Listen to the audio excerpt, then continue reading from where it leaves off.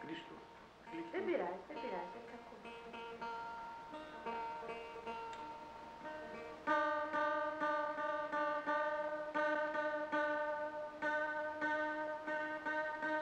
Αυτά τα κουρδίσματα που θα σας κάνω τώρα, όλα τα μπουζούκια που παίζουν τα καλά και τα μεγάλα, οι μεγάλοι, δεν τα ξέρουν.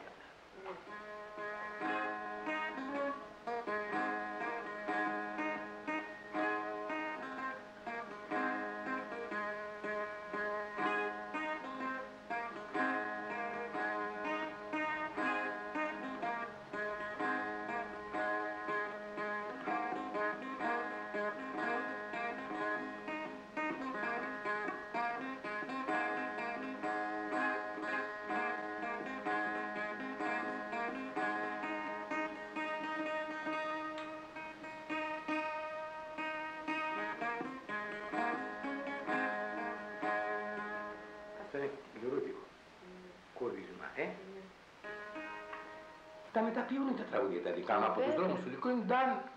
Και θα του έλεγα και μια μεγάλη κουβέντα. Τέτοια ψέματα μεγάλα μέσα στον κόσμο δεν είναι άλλα. Αυτό. Ύστερα έχω ένα χασάπικο αυτά είναι της Βεντέτας που είπαμε. Αχ, τα όμορφα σου μάτια. Είναι ο τίτλος του χασάπικου, δεν το θυμάμαι να σου το πω. Ωραίο πράγμα όμως, ωραίο χασάπικο. Έχω έναν άλλο πάλι που είναι χασάπικο, το τραγουδάει μια... Πώς τη λέγανε τη μικρή εκεί κάτω, το σουλάκι. Και τώρα έρχονται και μου λένε να πάω, θα κάνω ακόμα, μόλις γίνω καλά. Άμα γίνω καλά, βεβαίως. Αλλά ακόμα υπάρχει καρδιά για να κάνω. Αχ, εγώ θέλω να είμαι μονάχος. Ή βρώμικος θα είμαι, ή αλανιάρης, ή ελεηνός, ή θεσάφιος θα είμαι μέσα εκεί. Μόνο να ησυχάσω, να πεθάνω μια μέρα ήσυχα. Έχω στεναχωρεθεί στον κόσμο. Δεν βρήκα άνθρωπος από την καρδιά μου. Όλο κακοί άνθρωποι. Να μου πεις, μα δεν μπορεί να είναι όλοι κακοί, θα είναι στον κόσμο. Τέλος πάντων. Βγάλανε κι άλλο. Ναι, βέβαια, με προσφωνήσανε ο Μάρκος ο Βαβαχάρης, ο αρχηγός της μουσικής. Έγινε εκεί πέρα. Και τώρα είναι και ένας σταματής που σου συντάει και γράφει απόψε τραγουδάει τραγούδια του Μάρκου Βαβαχάρη, του γονέου κομμάτι για την Εστιάδα. Και γράφει απόψε τραγούδια του Μάρκου Βαβαχάρη. Εδώ τραγουδούνται οι τραγούδια του Μάρκου Βαβαχάρη. Αυτό που έχω καταλήξει και γράφουν απόψε. Δεν τα ξέρω που έχω κάνει στρατιώτης, γιατί στρατιώτης. Με 14 μήνες απολύθηκα. Δεν πάγαινα πουθενά. Ροπίν προς το απουσιάζει. Ροπίν προς το. Τι μου λέγανε οι αξιωματικοί, ανώτεροι, κατώτεροι. Αλλά μόλις ψάχωνα τον παγραμμά, τους έκανα και παραμερίζανε όλοι. Εκείνο που θαυμάζω ακόμα και σήμερα στον πατέρα μου είναι ο τρόπος που έγραφε αμέτρητες μελωδίες και στίχους. Μόλις έφτανα στο σπίτι, πριν ακόμα πετάξω τη σάκα μου μέσα, μου έλεγε πάρε χαρτί και μολύβι και πιάσε να τα γράψουμε. Πριν πιάσουμε δουλειά, πίναμε κανένα καφέ και μετά μου λέγει ο Μάρκος πάμε δίπλα, ένα υπόγειο, ένα μαγέρικο εκεί, κάνα φασουλάδα, ξέρω εγώ, μαγέρευε, πάμε φάμε κάνα φασουλάδα. Πηγαίναμε, τρώγαμε να πούμε τη φασουλάδα. Η γνωριμία μου με τον Μάρκο γίνεται και θα γίνεται νομίζω διαπαντός, κυρίως από τους δίσκους των 78 στροφών. Θυμάμαι που μας έλεγε και σε μένα και στον Ντομένικο, τον αδερφό μου, ρε μπαγάσες μας έλεγε, αν θα πεθάνω, θα δείτε τι αξίζει ο πατέρας σας. Αυτοί οι μεγάλοι ρεμπέτες της εποχής εκείνης, από ό,τι γνωρίζουμε εμείς στη γενιά που είμαστε, πεθάναν στην ψάθα. Είχε τόσο αδυναμία στα ζώα, τα αγαπούσε πάρα πολύ. Και τα λουλούδια. Ο Βαβακάρης δεν κολάκευε την αριστερά και ούτε χαριζόταν σε κανέναν, ούτε και στην αριστερά. Είχε όλες τις αντιφάσεις και την πολυπλοκότητα του μεγάλου ανθρώπου. Το μόνο που κυνηγούσα γυναίκες που ήμουν νέος. Αυτά είναι τα εγκλήματά μου που έχω κάνει στη ζωή. Το κακό πολέμαγα να το δράξω και να το φτιάξω καλό. Όπου και να πας, ο κόσμος με ξέρει. Δεν περίμενα να φτάσω σε τέτοιο μεγάλο πράγμα. Δεν περίμενα με το μπουζούκι.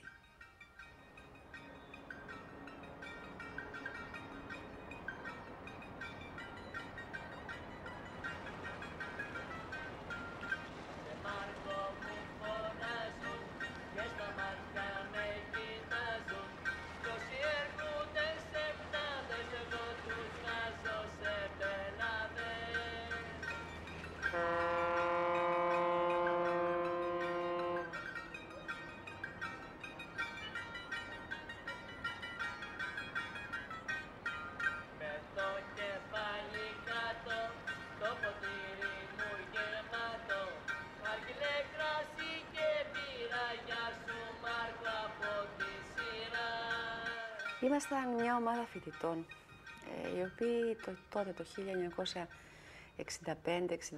1965-66 αποφασίσαμε να ψάξουμε τα θέματα του λαϊκού πολιτισμού, τον Καραγκιόζη και πάνω απ' όλα το ρεμπέτικο.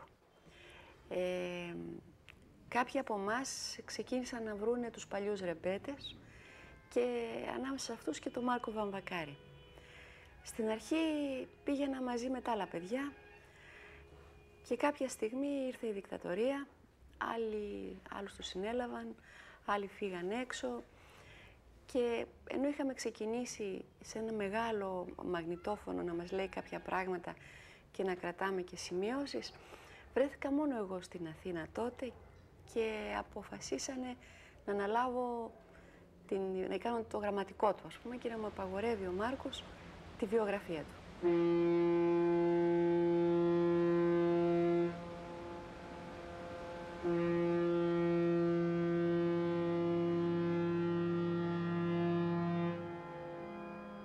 Γεννήθηκα στην πρωτεύουσα των Κυκλάδων στην ωραία Σύρα και συγκεκριμένα σε μια φτωχική συνοικία της άνω χώρας ονομαζόμενη Σκαλή το έτος 1905 στις 10 Μαΐου ημέραν Τετάρτη και ώρα Τρίτη πρωινή από γονείς πάμπτωχους.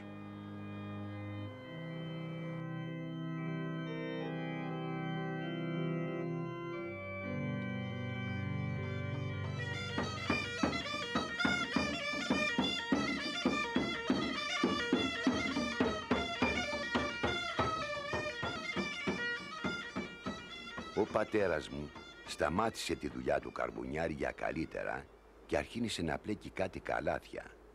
Μαζί στα ποτάμια γυρίζαμε να μαζεύουμε βέργες από λιγαριές και σκήνους και χαρουπιές.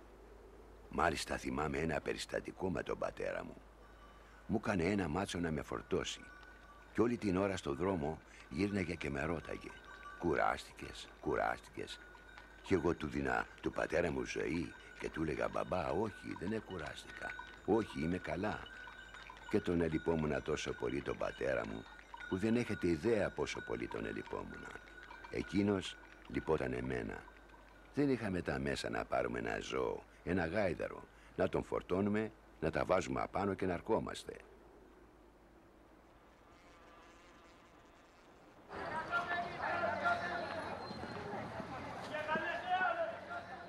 Έπαιζα το τούμπανο από την ηλικία των 6 χρονών και ακολουθούσα τον πατέρα μου. Ο πατέρας μου δε και άσος από την γκάιντα το τουλούμι.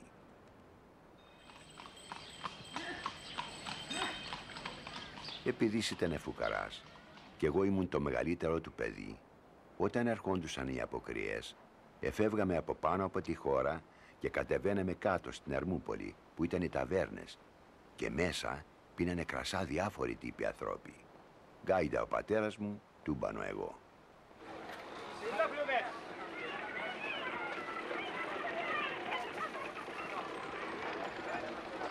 Σε μια ηλικία που άλλα παιδιά δεν είχαν στο νου τους τίποτε άλλο εκτός από τα παιχνίδια, εγώ εργαζόμουν σαν σκλάβος από το πρωί ως το βράδυ, μη ξέροντας ούτε Κυριακή ούτε γιορτή. Και εκτός από αυτό, να έχω για αμοιβή μου το ξύλο και τις βρισιές.